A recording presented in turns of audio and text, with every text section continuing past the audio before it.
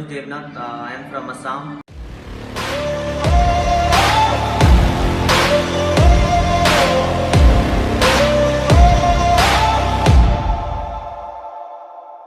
I've got that lightning inside me, son of a god. I'm like a titan that's rising, oh just you watch. I'm stepping into fate, there is no time to waste. I've got that lightning inside me, this is how legends are made.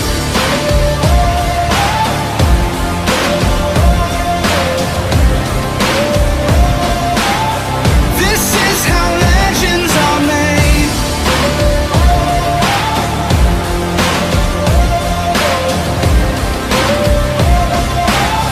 This is how legends are made. I'm cranking up on the throttle, victory is mine. Show you the harder the battle, harder I fight. I've come too far to quit. Step back, I'm going in. I'm cranking up on the throttle. This is how legends are made.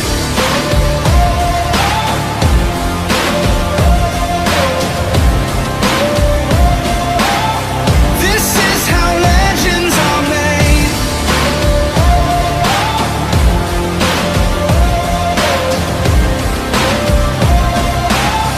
This is how legends are made.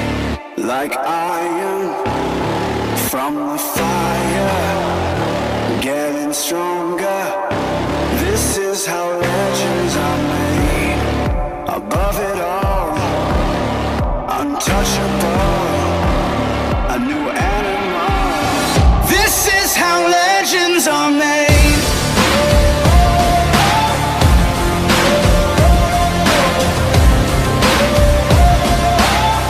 This is how legends are made.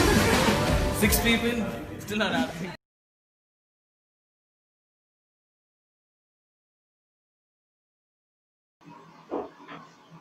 Good morning, everyone, and welcome to Bulldog Arm Wrestling Talk Show, a series of sessions with some of the finest athletes from the industry. And my dear friends, let us know about these athletes' passion, their journey, and their struggle, the challenges, lots more in our show. We call it Bulldog Arm Wrestling Hot Talk. I'm your host, CJ Uji, and guys, I'm going to be taking you guys down to the journey by bringing in some of the finest athletes from the industry, our industry, that is the Indian arm wrestling, and let us know about the journey and their days ahead.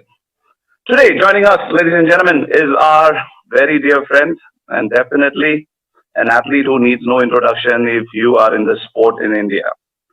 Ranked currently number 2 in the URPA World Ranking Series, silver medalist champion in China Open Arm Wrestling Championship, national champion 2014, has been participating and traveling the world, representing India currently in 7 countries, silver medalist in Indo-Pak Arm Wrestling Championship Series, and many more. इनके बारे में जितना कहा जाए कम है, but the Indian industry knows him. He is the crusher. And ladies and gentlemen, थोड़ी तालियां हो जाएं. Let's welcome our very dear friend, Manoj Devnath, the crusher. Hello, Manoj. How are you?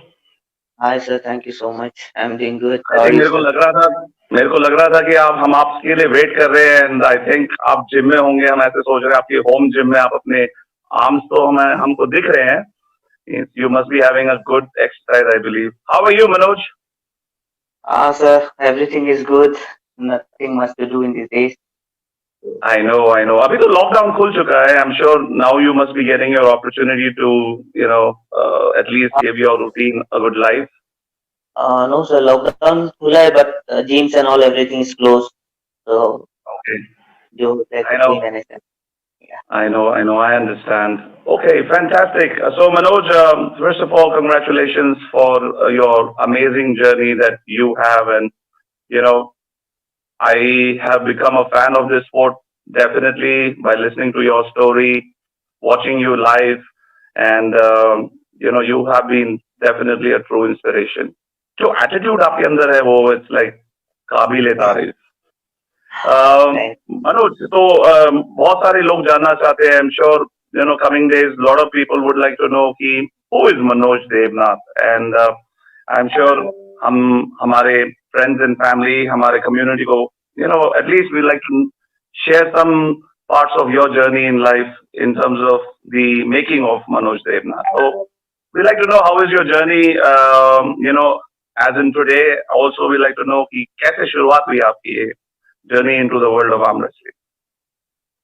Okay. Actually, I am from Dibrugarh, Assam. It's a small city in the Assam, and it's known as tea city of India. तो आसाम में क्या होता है, हर एक college में, universities में arm wrestling event होता है ड्यूरिंग एनुअल स्पोर्ट्स डे. तो ऐसे ही लाइक मैं जब क्लास 12 में था, फर्स्ट टाइम देखा था ऐसे आर्म रेसलिंग होता है. तो ऐसे ही मैं रैंडमली पार्टिसिपेट किया था. तो एक बाउट जीता था शायद. उसके बाद अच्छा लगा वो गेम देख के कुछ. तो मुझे पता नहीं चला कैसे जो चैंपियन हुआ था उस टाइम की कॉलेज में, मैं जहाँ से था, आरडीएचएस के कॉमर्स कॉलेज डिब्रूगढ़ का. तो मुझे पता नहीं चला कैसे खेलता है इतना जल्दी, इतना स्पीड मार लेता है, पैर कहाँ रखता है, क्या करता है, कुछ समझ में नहीं आया. देन अच्छा लगा वो स्पोर्ट. उसके बाद मैं एक्चुअली छोटा से बचपन से खेल का साथ था, कुछ भी लाइक पढ़ाई से ज्यादा खेल में इंटरेस्टेड था. देन जब ग्रेजुएशन कर रहा था उस टाइम में डीब्रू कॉलेज में, उस टाइम में जनरल स्पोर्ट्स सेक्रेटरी भी था कॉलेज का. तो मुझे सारा स्पोर्ट्स का जितना भी इवेंट है ऑर्गेनाइज वगैरह करना पड़ता है. तो उसके बीच आर्म रेसलिंग भी इवेंट होता है, तो मैं आर्म रेसलिंग भी पार्टिसिपेट किया. And I was like 55 KG that time में, और लाइट वेट ही था. और जो इवेंट कराने आता है लाइक ऐसे जज जो आता है, his name is Arup Rajpur. He's from Dibrugarh. He's also international arm wrestler, multiple international champion. So he's my current coach also. तो मैंने पार्टिसिपेट किया, अपना वेट क्लास में चैंपियन मारा. उसके बाद हम लोग क्या होता है आर्म रेसलिंग में, ओवरऑल चैंपियन ऑफ चैंपियन होता है हर एक वेट क्लास का चैंपियन का बीच में, लाइक 60 केजी, 70 केजी, 80, 90 ऐसे. तो उसमें भी मैं ओवरऑल चैंपियन मारा and I was the light weight player. तो मुझे फील हुआ कि कुछ है, लाइक अच्छा लगा खेल के. देन जो ट्रेनर था, अभी भी ट्रेनर है मेरा जो अरूप राजपूत जो आया था, वो बोला कि अच्छा से प्रैक्टिस करेगा तो अच्छा खेल पाएगा. तो मैं उनको बोला कुछ छोटा मोटा इवेंट होने से बोलिए, डिस्ट्रिक्ट लेवल ऐसे कुछ. तो मुझे कुछ दिन बाद उनको मिला था फिर, तो बोला था कि जिम उम जाते हो कि नहीं. मैं बोला ना, जिम उम जाना नहीं होता है. तो बोला कि इस टीम में इधर मैं प्रैक्टिस करता हूँ, आ जाना 1.5 मंथ बाद डिस्ट्रिक्ट चैंपियनशिप है. तो ऐसे ही शुरुआत हुआ आर्म रेसलिंग का. डिस्ट्रिक्ट खेला, उसमें गोल था. देन डिस्ट्रिक्ट में चैंपियन मारने के बाद आपको स्टेट खेलना पड़ता है. स्टेट में अगर आप प्लेस मारा फर्स्ट सेकंड, फिर आपको नेशनल जाने मिलते हैं. तो ऐसे ही शुरुआत हुआ. 2014 में मेरा फर्स्ट नेशनल था आगरा में. उसमें मुझे ब्रोंज मेडल मिला था. तो बाद से कंटिन्यू ऐसे ही नेशनल. फिर 2015 से मैं लाइक इंडिया रिप्रेजेंट करने का मौका मिला. तो ऐसे ही शुरुआत हुआ sir. So Manoj, I'm sure अभी तो आप एक प्रोफेशनल एथलीट बन चुके हैं. You have represented India in national level. You have represented the country, in various sports. Now the good news is you've also become a pro. You're a professional athlete. So I would like to know, and how has been your journey? When I cannot say it's a struggle, but I'm sure it's an emerging sport in the country. But ये sport अभी, the way I see it in last 1 year, has been just growing by 1000%. So how has been your journey before that, to just get a highlight कि कैसा journey रहा है ये? How has been your struggle and how has been your road to success आज, and how do you feel as of today? हाँ sir, बहुत अच्छा लगता है क्योंकि मुझे जितना भी लोग जानता है इस स्पोर्ट के लिए जानता है. तो अच्छा लगता है. मैं इसलिए सबसे ज्यादा प्रेफरेंस इसको ही देता हूँ, क्योंकि आप जब अपना कंट्री को रिप्रेजेंट करते हैं उससे ज्यादा और हैप्पीनेस कुछ नहीं होता है सर. तो ऐसे हम लोग इंडिया में देखा जाए तो क्रिकेट छोटे ज्यादा इवेंट को ज्यादा इम्पोर्टेंस दिया नहीं जाता है. लाइक एथलीट को कुछ नहीं मिलता है क्रिकेट छोड़ के. अगर रिकॉग्नाइज स्पोर्ट भी है, ओलंपिक स्पोर्ट भी है, बहुत फ्रेंच लोग है जो टेबल टेनिस खेलता है, बैडमिंटन खेलता है. नेशनल चैंपियन मानने के बाद भी उनको बहुत स्ट्रगल करना पड़ता है, जाने नहीं मिलता वर्ल्ड में, स्पॉन्सर नहीं रहता है उनके पास, कोई सपोर्ट नहीं रहता है, तो स्ट्रगल बहुत है, लेकिन उसका बीच में उससे ज्यादा हैप्पीनेस कुछ नहीं रहता जब आपका कंट्री को रिप्रेजेंट करता है, बाहर जाके खेलता है। बिल्कुल कोई बिल्कुल। एक चीज जो मोटिवेट करता है, और एक चीज क्या है, आप जैसे भी फॉर एग्जांपल नेशनल चैंपियन हमारा, आप बाहर जाके खेलते हो, कंट्री को रिप्रेजेंट करते हो, तो आपको भी जितना भी यंग जनरेशन है, छोटा लोग है, तो आपको भी फॉलो करता है, आपसे बहुत कुछ सीखता है। और जैसे मैं भी इंडिया में बहुत सारा सीनियर एथलीट है, उनसे बहुत कुछ अभी भी सीखता हूँ। तो स्ट्रगल तो रहता है हर एक स्पोर्ट में, लाइक, लेकिन उसका भी अगर अगर बट मतलब but as a sport I am sure बोलते हैं ना कि एक सक्सेस ऑफ अ एथलीट और success of a story depends on lot of partnerships associations and एक कंट्रीब्यूशन रहता है हर एक एलिमेंट का एक आदमी को एक स्टोरी और एक सक्सेस फिनोमेना बनाने के लिए। तो what do you think has been the contribution? आपको लगता है कि हमारे फेडरेशंस जो इंडियन फेडरेशंस हैं, जो हमारे ऑर्गेनाइजेशंस हैं, ब्रांड्स हैं, have you received any kind of support contribution or is it just a normal way of just doing something for the sake of doing? Matlab, what is your views on this? See, Indian Arm Wrestling Federation, in 43 years they're running federation, and to be frank, I didn't get any support from federation. Whatever support I get from my district. Like, there are many people who supported me when I represented India 2015 that time onward, and there are many people in Assam, and they support me whenever I travel, whenever I go for championship. So I find sponsorship through them. And federation क्या होता है arm wrestling में, whenever you represented India, so you need to give money to federation, like you need to pay a certain amount, like for your expenses. Oh, so मतलब अगर आप इस sport में participate भी करें तो you'll have to pay something to the Of course, federation to participate? you need to manage your all the expenses, travel and everything. So it depend upon you. You'll get the selection letter from federation. Then you need to manage your like sponsorship and all. If you get sponsorship, then well, you can travel. If you didn't get sponsorship, then you can go. So it's like that. Not only arm wrestling. There are few more sports in the country, even Olympic recognized sport. So where athletes need to manage their sponsorship. हाँ, वो And तो बिल्कुल सही है. Yes, I agree with you. But in the yeah. same time, is it only on a state level or city level or a district level, or this is a series of formalities that सारे athlete को करना पड़ता है हर एक level पे? Actually क्या होता है, लाइक आर्म रेसलिंग, तो जैसे मान लीजिए आप स्टेट चैंपियनशिप का बाद स्टेट चैंपियनशिप में जाता है, तो एक्चुअली डिस्ट्रिक्ट का रिस्पॉन्सिबिलिटी होता है स्टेट चैंपियनशिप में एथलेट को भेजने का। जब आप नेशनल में जाता है, उसमें क्या होता है, स्टेट का रिस्पॉन्सिबिलिटी होता है नेशनल में भेजने के लिए। लेकिन बहुत सारा स्टेट है जो काफी एक्टिव है आर्म रेसलिंग में, काफी फेमस है, रिकॉग्नाइज है उनका, जैसे केरला ले लीजिए, रिकॉग्नाइज स्पोर्ट है, उनके एथलीट को सपोर्ट करता है, नेशनल जाने से भी ट्रैवलिंग एंड ऑल एवरीथिंग वो लोग प्रोवाइड करता है, इवन वो लोग को स्कॉलरशिप भी मिलने लगा है अभी। तो ऐसे, लेकिन Okay.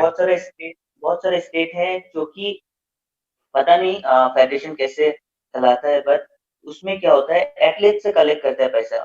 फॉर एग्जाम्पल, आपको अगर नेशनल जाना है, जैसे बहुत सारे स्टेट है, इवन मैं अपना स्टेट का बात कर रहा हूँ, असम में फेडरेशन काफी पुराना है, इंडियन आर्म रेसलिंग फेडरेशन का अंदर का जो है।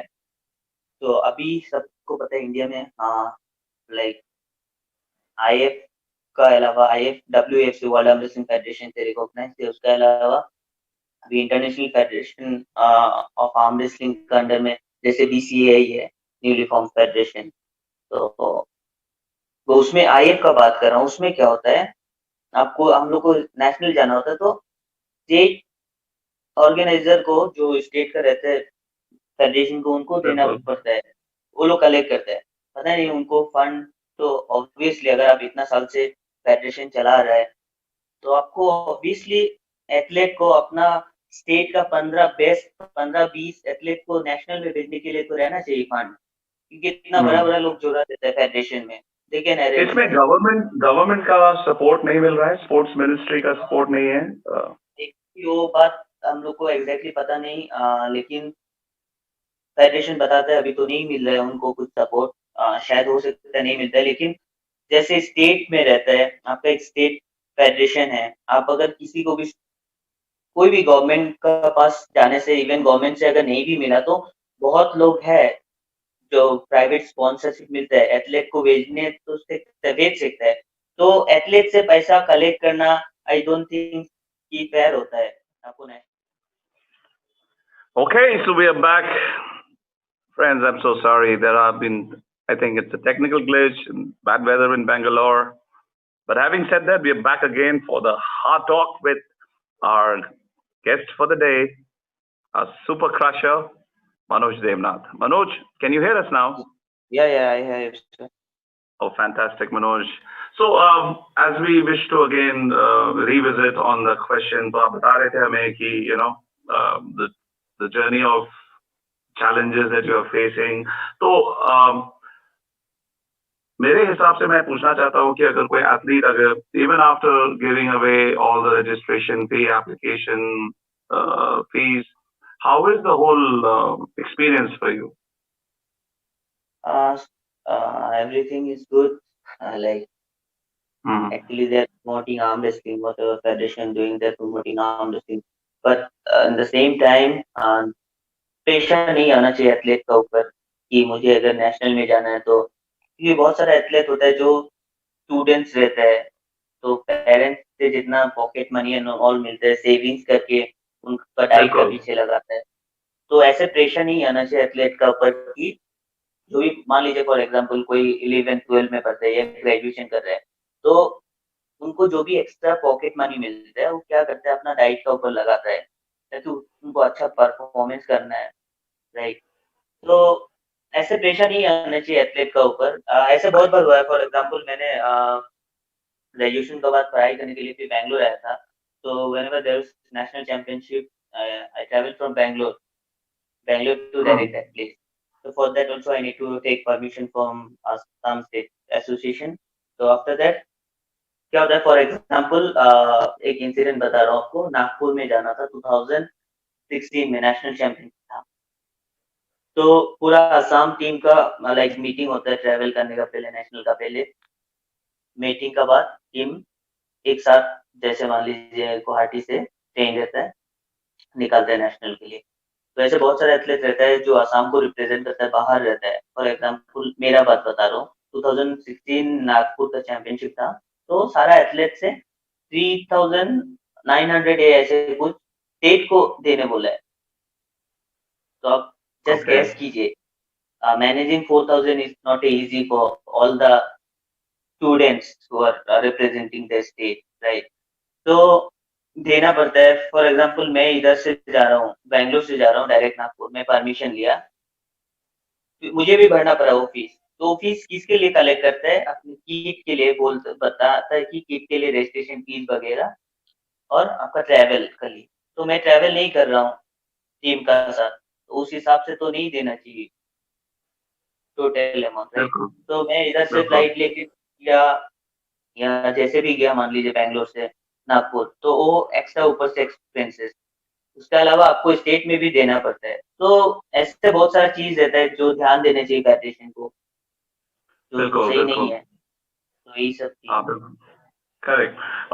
मनोज, आई एम श्योर मेरे सीरीज का जो नाम है वो है hard talk, and I am sure the idea behind this is not only to just give hard facts, but also you know we should be inspirational series of sessions for the upcoming athletes.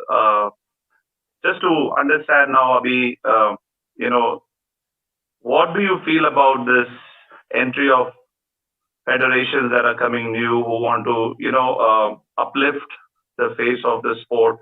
I'd like to know how is your journey with Bulldog Arm Wrestling? Bulldog is doing great job since 2017. So first उनका event क्या था, arm wrestling showdown Bangalore में। उसके बाद जैसे like पहल का साथ सब लोग जानते हैं, जो भी आर्म रेसलिंग के साथ जुड़ा है, Pahal is the biggest name in arm wrestling और professional arm wrestling in the world. Professional arm wrestling league जो है उनका साथ टाई अप हुआ बुलडॉग का। तो उसका हिसाब से वर्ल्ड रैंकिंग सीरीज शुरू हुआ, QRPA जो है उसका थ्रू से आपको आप रैंकिंग इवेंट में पार्टिसिपेट कर सकते हैं। तो जैसे अभी बुलडॉग क्या था, पहले क्या था, एक जस्ट ऑर्गेनाइजर था। अभी बुलडॉग क्या है, they are partner of professional arm wrestling league. तो किसी को भी प्रोफेशनली कोई भी इवेंट खेलना है तो इससे चालू कर सकते हैं बुलडॉग का साथ जोड़ के। तो जैसे सबको पता है आर्म रेसलिंग में वर्ल्ड वर्ल्ड फेडरेशन भी स्प्लिट हो गया दो हिस्से में। से कुछ लोग का था इंटरनल इशू। तो पहल का साथ जो टाई अप था वर्ल्ड आर्म रेसलिंग फेडरेशन का अभी नहीं है। तो ऐसे वर्ल्ड में जैसे दो फेडरेशन हुआ और इंडिया में भी BCA जो board of control for arm wrestling in India शुरू हुआ। तो आई होप कि अभी प्लेयर को नया रूप देखने मिलेगा आर्म रेसलिंग को इंडिया में। जैसे फर्स्ट नेशनल हुआ था BCI का दिल्ली में। तो जस्ट मैं बताना चाहता हूँ डिफरेंस क्या है।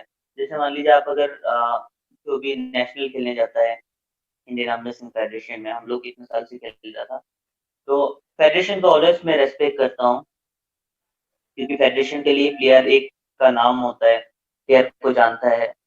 जैसे मान लीजिए इंडियन आर्म रेसलिंग फेडरेशन में मैं 2016, 17, 18 कंटिन्यू गोल्ड मेडल मारा अपना वेट क्लास में। उसका 14, 15 मेरा ब्रोंज था। उसके बाद कंटिन्यू गोल्ड मेडल था मेरा वेट क्लास में सीनियर मैन 55 केजी 60 केजी में। तो 18 तक पार्टिसिपेट किया होता है। एक्सपीरियंस क्या रहता है, मान लीजिए मैक्सिमम जो नेशनल होता है हम लोग का नॉर्थ साइड में होता है मोस्ट ऑफ द टाइम। तो मई जून का बीच में होता है। जैसे आप दिल्ली नागपुर ऐसे जगह में वेदर 40 प्लस 45 ऐसे रहता है। तो उधर क्या होता है, जो भी एथलीट रहता है, मैं एक ट्रू स्टोरी है, सबको पता है। एथलीट एक जाता है मेहनत करके पूरा साल, जाने के बाद उनको क्या चाहिए, इवेंट में जाने के बाद फूड एंड प्रॉपर रहने का इंतजाम चाहिए उनको। ये दो बेसिक चीज है, बेसिक रिक्वायरमेंट है एथलीट के लिए।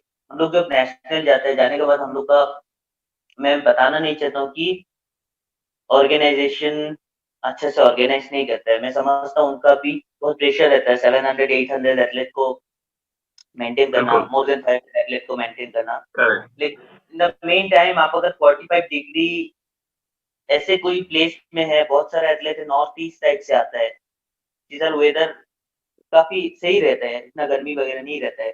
तो आप अगर यूपी दिल्ली ऐसे जगह में मोर देन 45 डिग्री में आप अगर रहने के लिए नीचे लाइक कुछ गद्दा डाल के दे दिया एथलीट को रहने के लिए, और पंखा भी बराबर नहीं है, ऐसे नहीं रहता है, तो बहुत मुश्किल रहता है।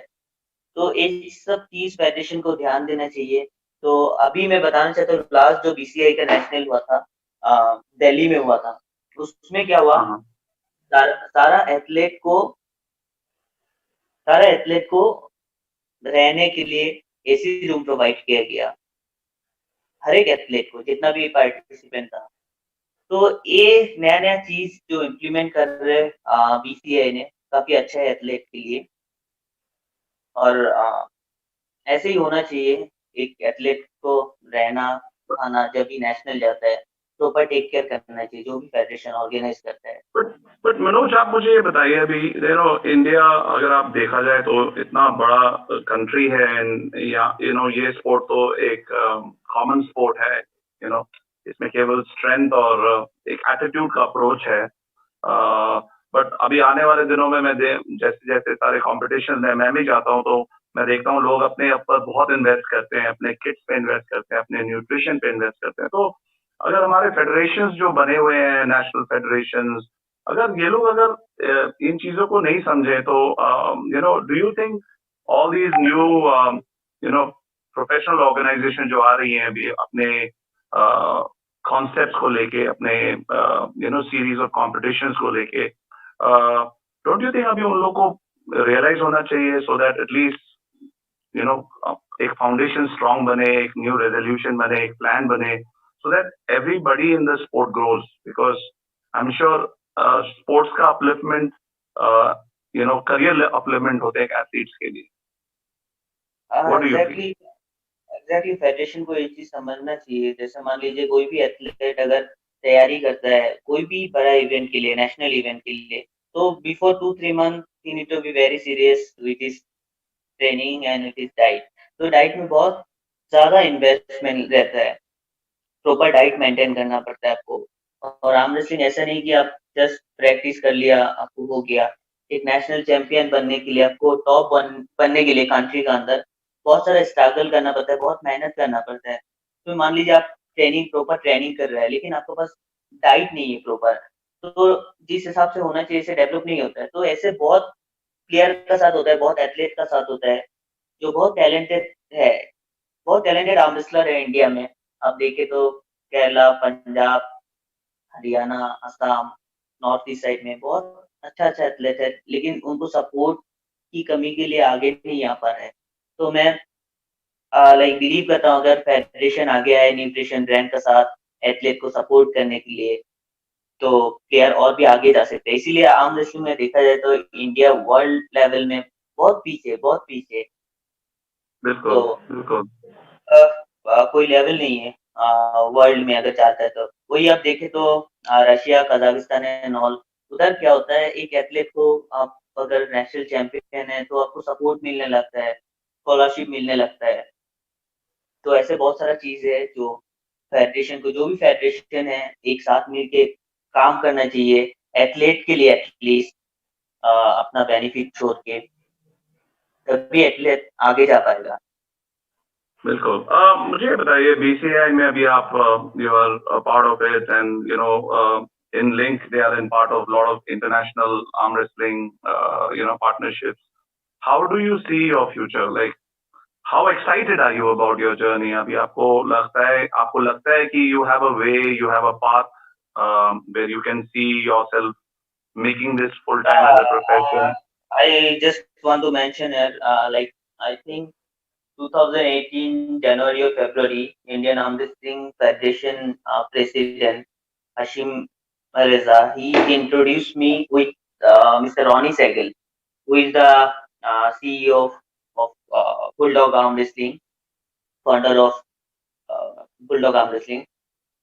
तो मैं अभी मुझे फील होता है वही बेस्ट डे था मेरे लिए जिस दिन मुझे इंडियन आर्म रेसलिंग फेडरेशन का प्रेसिडेंट ने मिस्टर रॉनी सेगल से इंट्रोड्यूस करा दिया था। उसके बाद मैं पर्सनली भी थोड़ा अलग से सोचने लगा हूँ इस स्पोर्ट के लिए।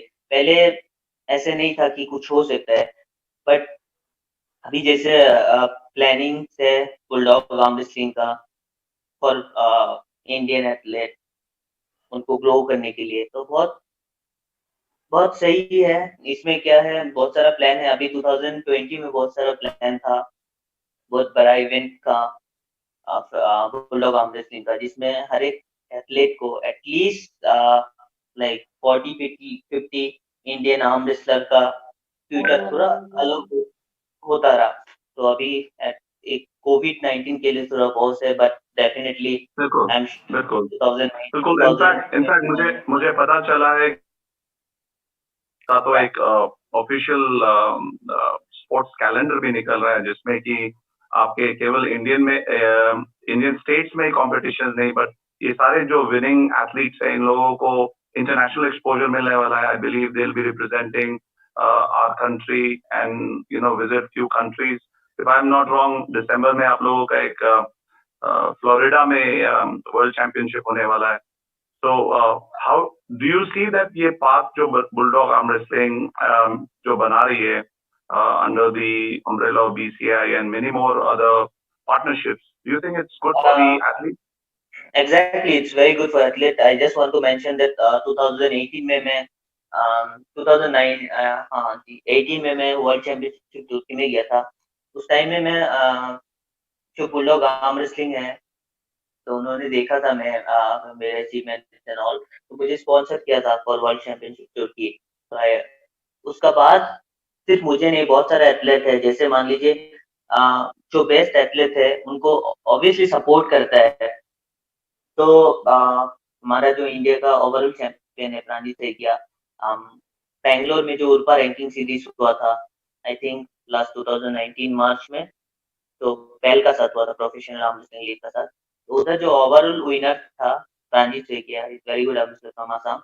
उनको सपोर्ट किया था, पूरा स्पॉन्सर किया था बुलडॉग ने for international arm wrestling championship. Malaysia में हुआ था टॉप 8 का साथ। तो ऐसे एथलीट को सपोर्ट करने के लिए ऑलवेज से और बहुत सारा प्लान है अभी। और मैं जितना तक जानता हूँ बहुत सारा न्यूट्रिशन ब्रेन का साथ भी बीसीआई और बुलडॉग ने मिलकर काम कर रहे हैं, ताकि एटलीस्ट इंडिया का टॉप 10 टॉप 15 जो भी एथलीट को न्यूट्रिशन का सपोर्ट मिल पाए। तो काफी सारा Very प्लान nice. है एथलीट के लिए। बहुत अच्छा फ्यूचर आने वाला है इंडिया में। और Very आई nice. बिलीव ऐसे अगर इनिशिएटिव लिया फेडरेशन बुलडॉग और बीसीआई ने, तो ऑब्वियसली हमारा इंडियन आर्म रेसलर भी वर्ल्ड में जाके भी कुछ कर सकते हैं। Very nice. मनोज, हमारे इस हार्ट टॉक में थोड़ा एक फन कॉलम भी है, एंड हम जानना चाहते हैं हार्ट फैक्ट्स ऑफ मनोज के पर्सनल लाइफ के डोमेन में, like how is Manoj in his personal life. तो how is your life Manoj? Like I know shutdown है, होम अरेस्ट है, स्टे सेफ है, and these are all good things to ensure that we all are healthy and hearty and we add value. So, but then on a personal level, how is your personal life? Any girlfriends? Not Girlfriends? yet. अभी तक Okay, देखो all तो right. आपको ही बताता हूँ सबसे पहले Oh, sir. oh, fantastic, fantastic. And after pastime, what do you do during these lockdown? Or what do you do the whole day? हाँ, लॉकडाउन में जैसे अभी 2.5 मंथ से ऐसे ही था, वर्क फ्रॉम होम था, तो घर में ही रहना पड़ता था, बाहर जाना कुछ नहीं होता था। इवन वर्कआउट के लिए कुछ gyms and all everything is close. तो घर में जितना हो पाता है उतना वेट्स वगैरह जो भी थोड़ा बहुत है वही मैनेज करके Hmm. थोड़ा बहुत ट्रेनिंग कर लेता रहा। तो वो नया चीज क्या है मनोज, आपने जो सीखा है, जो किया है ड्यूरिंग दीज लॉकडाउन? कुछ नया नया सीखा है, चीज, कुछ किया नया? हाँ, ये नया हार्ट तो फैक्ट है ना? एग्जैक्टली कुछ एग्जैक्टली। मूवीज देखी? हाँ, सीरीज वगैरह देख लेता था ऐसे, कुछ भी। इसके अलावा बस ऐसे ही थोड़ा बहुत घर में ही वर्कआउट करके जो वेट था थोड़ा बहुत वो कभी भी मैं यूज नहीं किया था, ऐसे ही था। ओके। तो उसी काम चलाना पड़ा। हम्म। और ऐसे आप ट्रेनिंग वगैरह तो नहीं कर सकते, तो जो खुद कर सकते हैं ऐसे ही बस। मनोज, ऑल्सो कुछ स्पोर्ट्स के रिलेटेड फन क्वेश्चंस हैं, like who are your best competitors आपके वेट कैटेगरी में, जिनको आप मतलब कंपटीशन मानते हैं आज की तारीख में? हाँ, इंडिया में सर इंडिया में डेफिनेटली। बहुत सारा अच्छा एथलेट है। जैसे मैं 50 अभी आपके लिए आपका आपका कौन है वो कंपटीशन जिसके साथ मतलब आपको एक एक फियर, एक नर्वसनेस रहती है, मतलब आपको पता है अगर आपके साथ इसका कंपटीशन हो जाए पहले तो there is a feel factor, hard talk, मतलब किसके साथ आपको लगता है कि आपको डर है? देखिए, आप अगर नेशनल में जाते हैं ऑब्वियसली अच्छा तैयारी के साथ जाते हैं, कहीं भी अगर कोई इवेंट में जाता है, तो मैं सोचता नहीं हूँ कौन मेरा वेट क्लास में खेलता है। ऐसे मेरा जो ट्रेनर है वो ऑलवेज एक ही बात मुझे बताया कि ऐसे तैयारी करो कि तुम्हारा बारे में सोचे कि मनोज कौन सा वेट क्लास में खेल रहा है। तो जो भी है प्लेयर हम्म। वो एक प्लेयर ही रहता है, उसका बारे में ज्यादा मत सोचो। मनोज मनोज मनोज, पता है आप क्रशर हैं, बस एनी एनी नेम जिसके साथ आपको लगता है कॉम्पीट करते वक्त मतलब you will have your muscles to work harder. हाँ, एग्जैक्टली। बहुत सारा एथलेट है जैसे लाइट वेट में इंडिया में देखा जाए तो बहुत सारा अच्छा एथलेट है। जगदीप कुमार है पंजाब से, जैसे आकाश कुमार काफी अच्छा कर रहे हैं। वो है अजीत, लाइट वेट प्लेयर है जो 55-60 में खेलता है। तो बहुत सारे ऐसे एथलेट आसाम से भी है। बहुत सारे एथलेट जो लोग के साथ आप खेलने से आपको ध्यान से खेलना पड़ता है, तो काफी अच्छा ट्रेनिंग वगैरह करता है। तो ऐसे माइंड में रहता है ऑलवेज आपको कि ये अच्छा मनोज आपका माइक माइक माइक माइक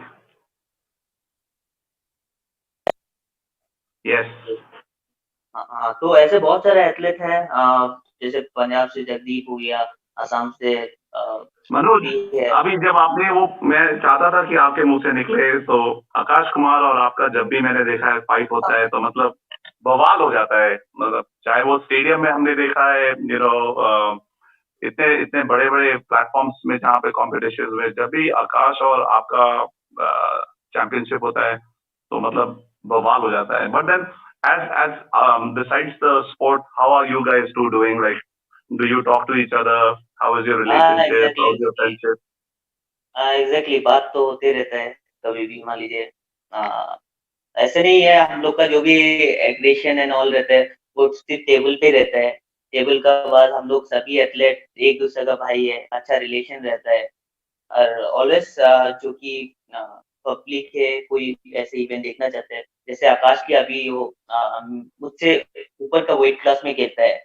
तो जैसे वो लास्ट इवेंट में 70 में खेला था और 78 में, तो मैं 63 में खेला था, फिर जाम करके मैं खेला था कि मुझे खेलना है, तो अपना पावर चेक करने के लिए। तो अच्छा लगता है ऑलवेज खेल के, अच्छा प्रैक्टिस करता है, अच्छा एथलेट है।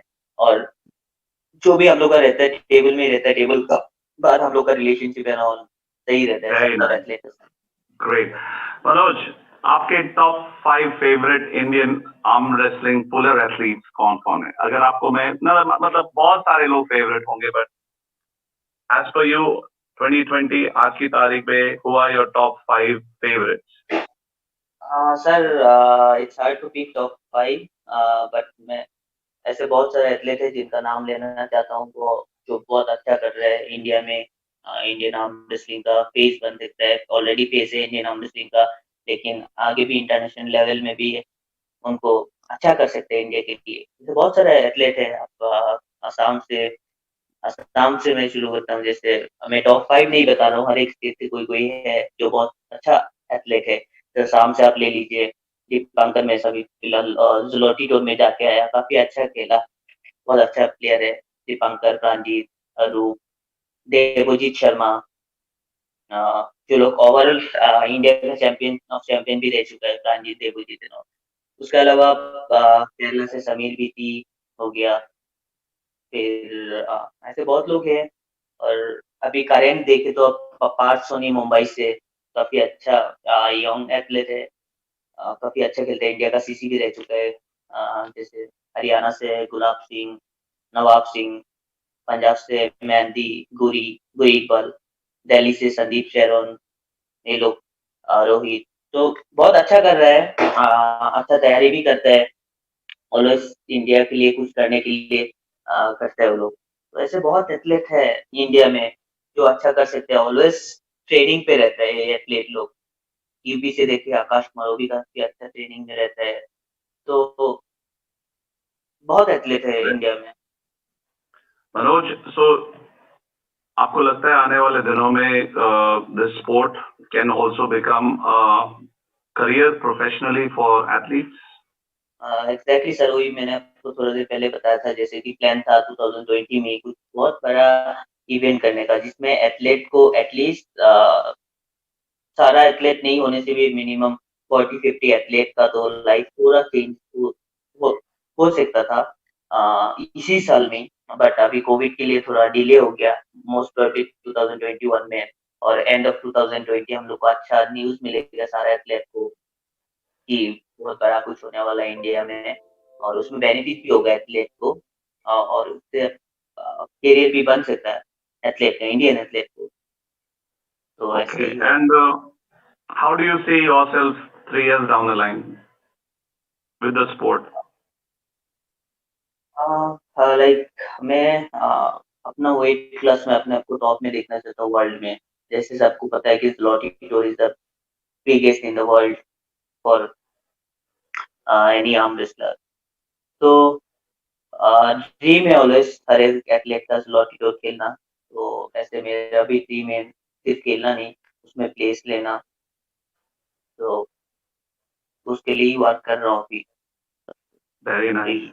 मनोज मनोज बहुत मजा आया आपके साथ बात करके. I know it's our first session and you're the first because हमारी बुलडॉग की जर्नी में मुझे बताया गया कि you're one of those first few people who believed in making the sport become larger than just all the politics and all the old techniques of keeping the people hidden and only work for their own personal benefit rather than the bigger picture of the sport altogether. And I think we are very proud to say that you are an asset to the sport.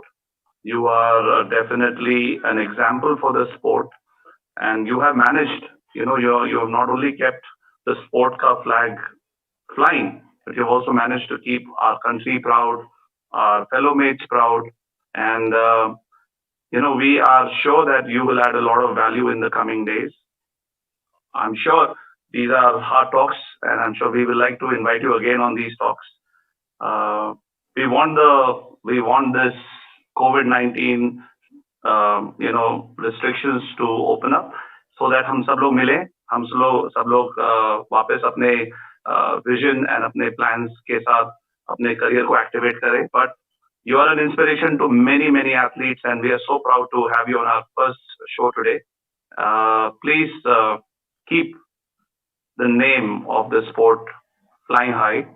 Thank you so much for joining us today, and we are looking forward to see you very soon on the stage representing our nation. Thank you so much, Manoj Devnath, for having yourself, and looking forward to see many more such fantastic achievements you will bring to the nation. Thank you. Thank you. Thanks. And thank you, guys. I would like to say one thing, that this is just the beginning. We will improvise, and we will ensure that we will bring forward more new athletes with certain hard facts, inspirational, but also shocking. So stay tuned. Until then, follow us on our page. It's Bulldog Arm Wrestling. You can also connect with us at BCAI. And to know more, don't forget, you need to stay tuned. Looking forward to see you all soon. Leave your comments below. Leave your information below so that we can connect with you again. And coming very soon, another athlete who has made, I would say, dhamaka in the industry of arm wrestling sports. Till then, I'm your host, EJOG, signing you off. Take care, good luck, stay home, stay safe, stay healthy. Until then, good luck. Bye-bye.